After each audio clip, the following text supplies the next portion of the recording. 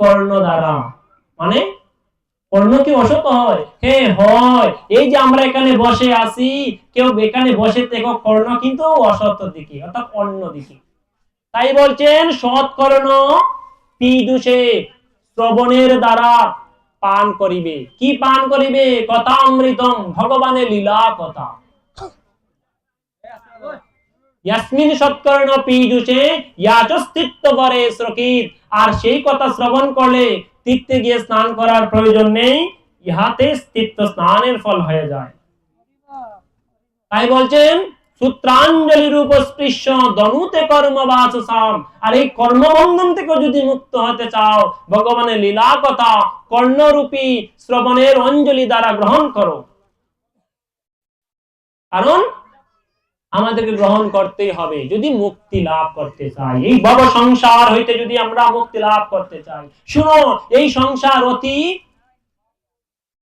সংসারটা অতি জঞ্জাল, ভয়ঙ্কর, আবার অতীব পবিত্র। আপনাকে বাছাই করে নিতে হইবে সংসারকে আপনি ধর্ম কাজে লাগাবেন না অধর্ম কাজে লাগাবেন। মনে রেখো এই জীবনটাও চঞ্চল। নলিনী দলগত জলমতি তরলম তদবত জীবিতম অতিশয় চপলম। আদিগুরু শঙ্করাচার্য বলছেন, কি বলছেন? যে শুনো, নলিনী দলগত জলমতি তরলম তদবত জীবিতম অতিশয় চপলম। পদ্মপাপড়ির জল যেমন হয় চঞ্চলা, মানব জীবন হয় তেমনই চপলা। পদ্ম পাপড়ির মধ্যে জল অনস্থায়ী, কখন পড়ে যাবে? বাতাসের নাড়ায় একটু হেললি পড়ে যাবে। তদ্রূপ আমাদের এই মানব জনম যে কোনো সময় চলে যাইতে পারে বাবা, যে কোনো সময়, অনস্থায়ী। তাই এই মানব জনম পাইয়া যদি সৎকর্মে ব্যবহার না করতে পারো, কি হবে? তিনি আবার বলছেন পুনরূপী জননম পুনরূপী মরণম পুনরূপী জননী জঠরে শয়নম। আরে বাবা শুনো, তুমি যদি এটা না করো, এই জনমটা, এই দেহটা যদি কাজে না লাগাও গোবিন্দের সেবায়, কি হবে? পুনরূপী জননম, পুনরায় জন্ম হবে। পুনরূপী মরণম, পুনরায় মরণ হবে। আর কি হবে? পুনরূপী জননী জঠরে শয়নম, আবার মায়ের গর্ভে জন্ম নিবে। এইভাবে ক্রমান্বয়ে চলতেই থাকবে।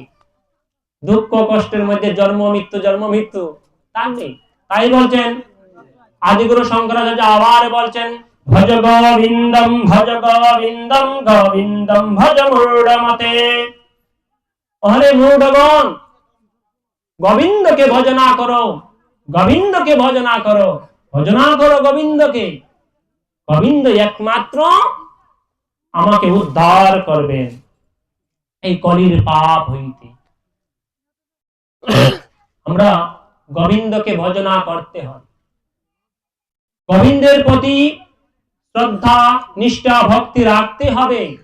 তাই তো গীতায় এই কথা বলছেন ভগবান, স্বয়ং ভগবান নিজে বলছেন সততম কীর্তয়ন্তি মাম যতন্তস্য ধীরব্রতা নমঃসন্তং চিমং ভক্তা নিত্যযুক্তা উপাস্যতে।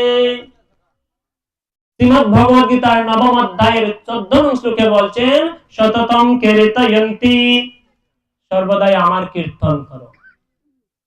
ভগবানের গুণগান কীর্তন করো, নাম কীর্তন করো, সততম কীর্তন, সর্বদাই কীর্তন করো। তাহলেই আমরা ভগবানের নাম কীর্তন করব, গুণগান করব। কিন্তু করার সময়টুকু আমরা পাই না। আমরা কলিযুগে অবস্থান করিয়া চাই, কলিযুগের মধ্যে বাস করিয়া, অধর্মের মধ্যে বাস করিয়া, পাপ পুণ্যের মধ্যে বাস করিয়া আমরা চাই মুক্তি হতে চাই, কিছু করতে চাই না। তাই চৈতন্য মঙ্গল গ্রন্থে লোচন দাস ঠাকুর বলছেন যে শুনো, এহেন কৃষ্ণের নাম গুণ সংকীর্তন, পাপময় কলিযুগে কহে ধর্ম হেন। যুগের সভা বিহা যুগ ধর্ম কহি, পাপময় কলিযুগে পরধর্ম এহি। যদি বা বলিবা পাপ দুশ্চেদ্য কারণে, প্রকাশিলা মহাকর্গ নাম সংকীর্তনে। চৈতন্য মঙ্গল গ্রন্থে লোচন দাস ঠাকুর বলছেন এহেন কৃষ্ণের নাম গুণ সংকীর্তন, কৃষ্ণের নাম আর গুণ সংকীর্তন যদি আমরা করি, পাপময় কলিযুগে কহে ধর্মহীন, কলিযুগের ধর্মটাই এটা, যে ধর্মে কৃষ্ণ কথা বলবেন, কৃষ্ণ গুণগান করবেন, কৃষ্ণ নাম লীলা করবেন, কৃষ্ণ কৃষ্ণ কৃষ্ণগতি কৃষ্ণমতি কৃষ্ণ কত প্রাণ হবে।